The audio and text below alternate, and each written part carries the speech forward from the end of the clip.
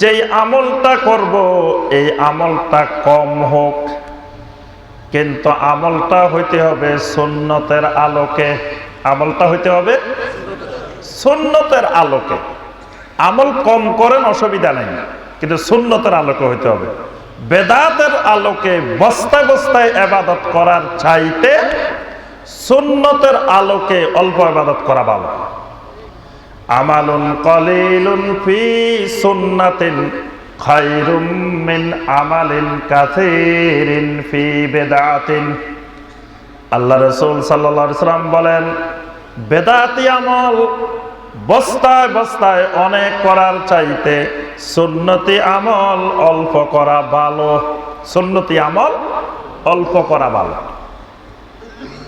আমাদের দেশে অনেক ভাই সৌদি আরব থেকে আসে, কয় কি, কয় মিয়া বাঙালির মতো ভালো পৃথিবীর আর কোনো জায়গাত নাই। আরব দেশে দেখে আসছি এরা একজনেও সুন্নত পড়ে না। কি করে না? আরব দেশের লোকেরা সুন্নত পড়ে না।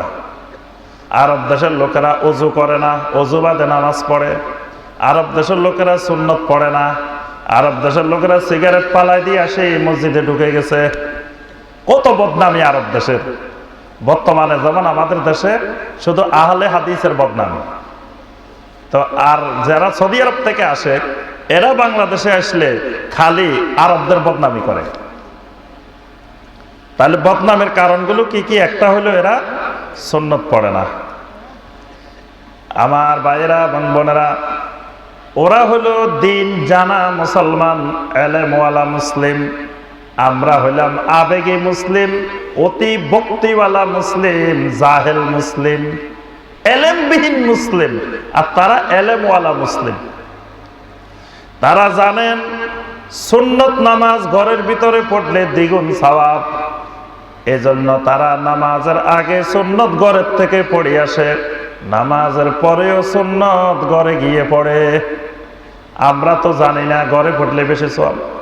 আমরা মনে করি নিজের ঘরে ওযু করলে যে পানি খরচ হয়, বিদ্যুৎ বিল বেশি আসার সম্ভাবনা আছে, এজন্য বাঙালি নিজের ঘরে ওযু করে না, মসজিদে যায় ওযু করে।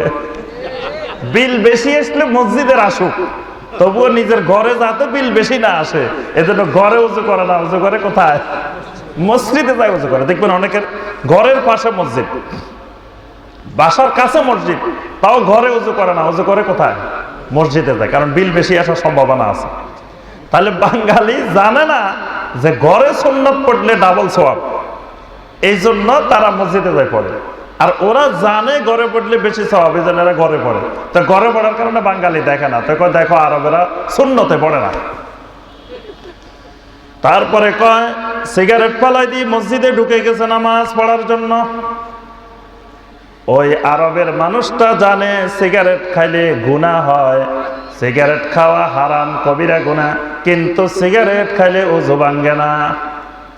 কিন্তু বাঙালি মনে করে খালি সিগারেট খাইলে না, লুঙ্গিটা যদি হাঁটুর উপরে উঠে তাও বাঙালির ওযু ভাঙ্গি যায়। কি বলেন? কয় ওযু চলে গেছে। কেমনে চলে গেছে? হাঁটুর উপরে লুঙ্গি উঠে গেছে। রাস্তা দিয়ে হাঁটার সময় কোন এক বেগানা নারীর দিকে তাকাইছে, কয় আমার ওযু ভাঙ্গি গেছে। তাকাইলেও ওযু ভাঙ্গি যায়। অর্থাৎ এগুলোর দ্বারা গুনাহ হয়, হারাম হয়, কবিরা গুনাহ হয়, কিন্তু ওযু ভাঙ্গে না। কিন্তু বাঙালি ওযু ভঙ্গের কারণ ভালো করে না জানার কারণে হয় সিগারেট খাইছে দেখো, তারপরে ওযু করে নাই। আচ্ছা, এরপরে তাদের বদনামি হলো ওই আরবের মানুষগুলো তারা দ্বীনের এত ইত্তেবা করে না, এত সুন্নত মানে না, এত আমল করে না। আমরা অনেক অনেক আমল করি। আমি বলি আমার ভাইয়েরা শুনেন, আপনি 5 ওয়াক্ত নামাজের ফরজও পড়ছেন, সুন্নতও পড়ছেন, নফলও পড়ছেন, অনেক অনেক পড়ছেন সারাদিন। নামাজ শেষ করে আপনার পাশে একটা কবরের সামনে গিয়ে, মাজারের সামনে গিয়ে, দরবারের সামনে গিয়ে একটা সেজদা দিছেন। সারাদিন যত নামাজ পড়ছেন ওই সেজদাটার কারণে আপনার সমস্ত নামাজ বরবাদ। কিন্তু ওই আরবে যদি ওই আরবের লোকটা সারাদিন কোনো সুন্নত পড়ে নাই, নফল পড়ে নাই, শুধুমাত্র 5 ওয়াক্ত নামাজের ফরজ গুলো পড়ছে, কিন্তু কোনো মাজারে গিয়ে, দরবারে গিয়ে, কোনো জায়গায় গিয়ে সেজদা করে নাই, ওই লোকের ফরজগুলো 17 রাকাত 17 রাকাতেই থেকে গেছে, আপনার 17 রাকাত না, আপনি 1700 রাকাতও যদি ডেলি পড়েন, ওই একটা শিরকের কারণে আপনার 1700 রাকাতেই বরবাদ। আপনি মনে করছেন আপনি অনেক আমল করে ফেলছেন, কিন্তু আপনার আমল তো নিচে দিয়ে বস্তা ছিঁড়া, আমল যা ঢুকাইতেছেন বস্তার নিচে দিয়ে সব পড়ে যায়। তাহলে সুন্নত অনুযায়ী আমল অল্প করা বেদাতি আমল বেশি করার চাইতে অনেক ভালো। ইবাদত কবুল হইতে হলে, আমল কবুল হইতে হলে গুরুত্বপূর্ণ একটি শর্ত হলো সুন্নতের অনুকরণ হইতে হবে, সুন্নতের ইত্তেবা হইতে হবে। সুন্নতের ইত্তেবা না হইলে, সুন্নত অনুযায়ী না হইলে আল্লাহ রাব্বুল আলামিন কোনো আমল, কোনো ইবাদত কবুল করেন না। রাব্বুল আলামিন কোরআনে কারীমের সূরা আলে ইমরানের 31 নম্বর আয়াতে বলে দিয়েছেন, কুল ইন কুনতুম তুহিব্বুনাল্লাহা ফাত্তাবিউনি ইউহিব্বুকুমুল্লাহু ওয়া ইয়াগফির লাকুম যুনুবাকুম। রাব্বুল আলামিন বলেন, যদি বান্দা আল্লাহর ইবাদত করতে চাও, আল্লাহরে মহব্বত করতে চাও, ফাত্তাবিউনি, আমি নবীর সুন্নতের ইত্তেবা করো।